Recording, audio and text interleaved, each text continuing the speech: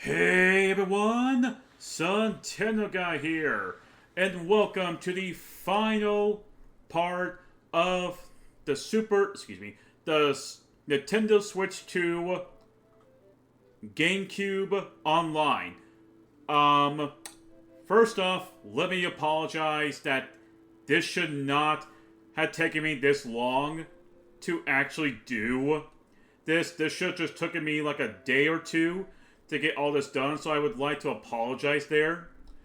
For reasons why it took me so long is because there are other stuff that I'm working on, like my upcoming next Let's Play, whatever it'll be, Kingdom Hearts 2 Final Mix, or Pokemon Let's Go Eevee, so yeah, that's kind of why this kind of took a while, but I am gonna just say, gonna put those on the side, get this finished, get this up, edited, uploaded, and so on. Before I continue in saying anything else, this is actually my second post-recording take. I had screwed up my original recording.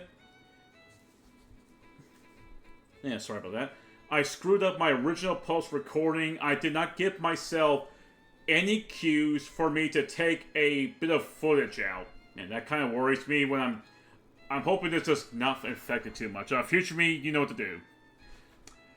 So, if you want to know what's going on here, so the story is talking about Ocarina of Time during the adult timeline where him, this and that, yada yada yada. However, as we can clearly see here, he had returned. I don't know they ever explained how he came back, so yeah. So, people are just praying to the gods. They're saying, oh, please, help us, gods. We don't know what to do. And of course, they were praying and hoping for the hero to return, and he never did. Because if we remember, back in Ocarina of Time, there were 3 split timelines. The adult Link went back in time to his childhood, basically kind of, I don't know how this game explains time, but yeah, the kingdom just disappears. It's wiped off the face of the earth-ish. No one knows what happens to it. The only thing of the original Hyrule that has survived is just the legendary hero, and that's about it. So that's kind of the beginning of the story. Yes, I know this is meant to be an impressions video, but I do want to leave this in at least. Even though I was more talking about why both part 1 and part 2 of my impressions video were late.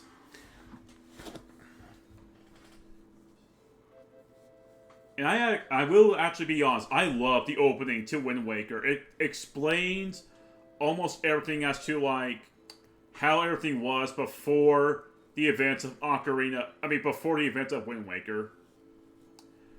Okay, first off, I am going to pause this real quick, so pause. Unpause. So this was actually another reason why this took a while, because I had to redo everything, and I never gave myself any cues.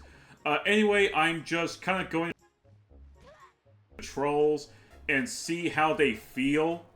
And so far, they are mostly fine. However, I'm not gonna lie, I don't know if this is because even the GameCube was like that, but there's moments where the camera kind of screwed my movement up a bit. I think that right here, this is a little bit of a good example. I keep turning the camera around, and my character and Link just falls into the water. Yeah, I think I should have realized that the camera kind of fudged me over a bit. So I'm just kind of going around, hopping on to see, like, oh hey, is this still good? Is this game still worth playing today? And obviously enough, I got my answer. Obviously, the swimming controls, they feel fine, even for the GameCube. And then, pretty much around here, I just go around chasing after this little piggy. And I don't know why I chose to go in stealth mode, even though it actually is kind of working until I got up, because he got stuck behind the bushes.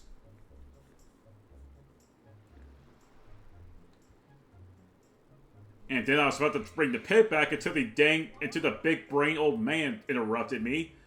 Thankfully the pig got himself cornered again. So I'm just now carrying him up to see if this is still working fine.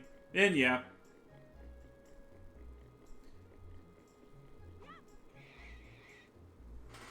That was pretty much the only pig I was going to bother picking up. There was no other reason for me to go after the other two. Again, this is an impressions video, not a let's play. Also, we're about to hit another cutscene soon. This is an early pause.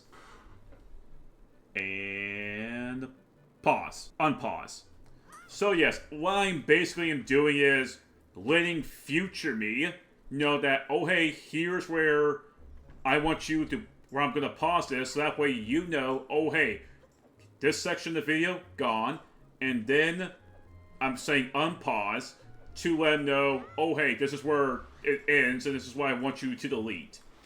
So I'm trying to improve on my mistake in saying stuff like pause or unpause.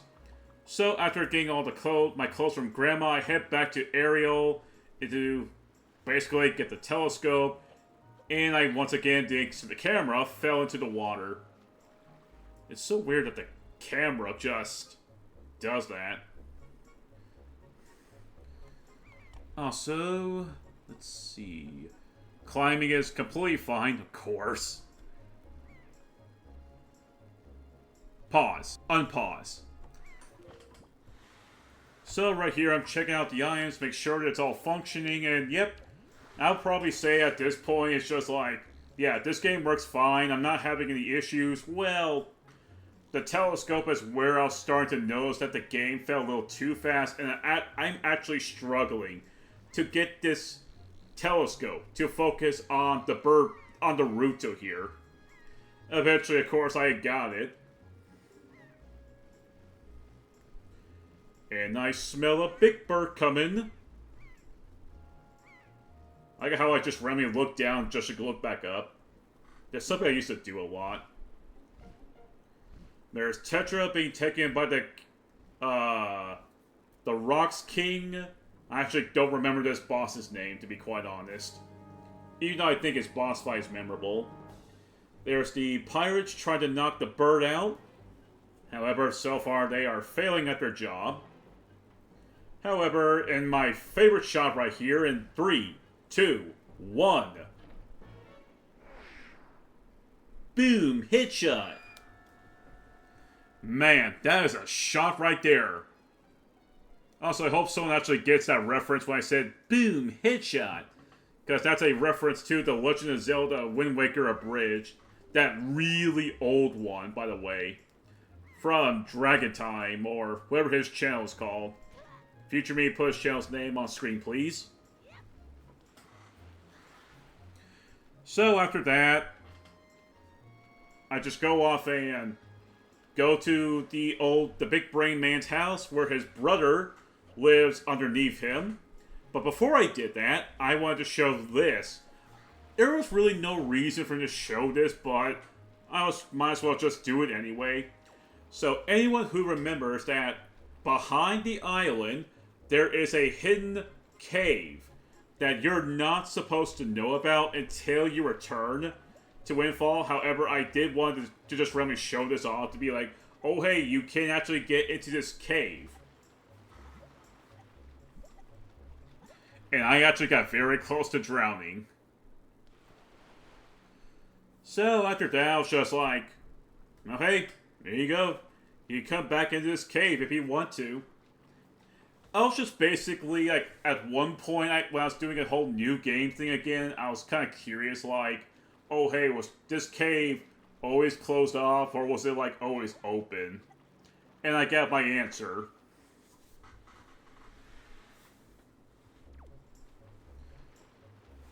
Pause. Unpause. Oh yeah, by the way, every time I'm saying pause and unpause, I'm actually going to be deleting a bit of that footage right there because I don't think y'all want me to constantly deal with that. Right there, I was testing out the L button to see, make sure that still functions, and yep, it works still like brand new. So right here, I'm going to be testing the Will of the Sword. Pause. Actually, you know what? Never mind. this is actually a very important scene. So I'm testing out the controls and everything, making sure the sword play works, and it's obvious, it works fine. I had really little to no other problems here. So, just me bashing the B button, doing what the old man wants. I did not realize I accidentally hit the wooden shark right there.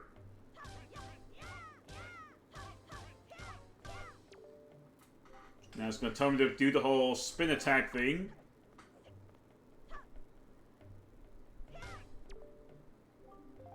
Also, if you rotate the analog stick and the B at the same time, you can actually do a free spin attack without needing to charge. Right there, I'm using one of those special abilities that was only in this game until Twilight Princess. I always try to challenge myself to get him into the middle of that rug. Okay, we now got the sword, and everything was pretty much working out just fine. There was no other problems. I can pretty much say the jumping is fine, the whole game works completely fine.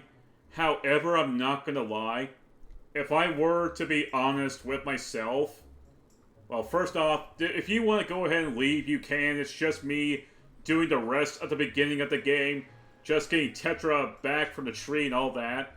So if you want to go ahead and just leave, go ahead. If you want to see like the rest is just mainly my opinion of this. Okay, right here I was trying to figure out the whole changing the the whole control thing, and I was getting nowhere with this.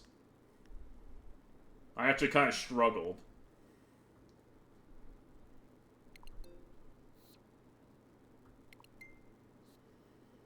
So I did multitude of times. I got nowhere. I probably was kind of screwing up a bit, but yeah. So yeah, back to what I was trying to say. So, what do I personally now think of the Nintendo Switch 2 Online? I would say it's okay-ish. It's not the best. You have 3 games. 2 of them are not going to last you that long. One game, being this one, can last you maybe a few weeks. Well, unless you're a speedrunner, then it's like a whole day. And I'm just like, why was there only 3 games and not, let's say, 5? Like, I could probably say they could have put in Luigi's Mansion, maybe Pikmin, because I think, like, those 2 games kind of deserve the slot. Actually, you know what? No, how about Luigi's Mansion and Chibi Robo? Like, those 2 games could give the Switch 2 GameCube, yeah, the Switch 2 GameCube Online some more variety. So that way it can last a bit longer while people are waiting for the next update. And I think that's where I would say I don't like about the launch of the Switch 2's GameCube. Oh, right here, I'm about to try to be sneaky, except I got caught in the end.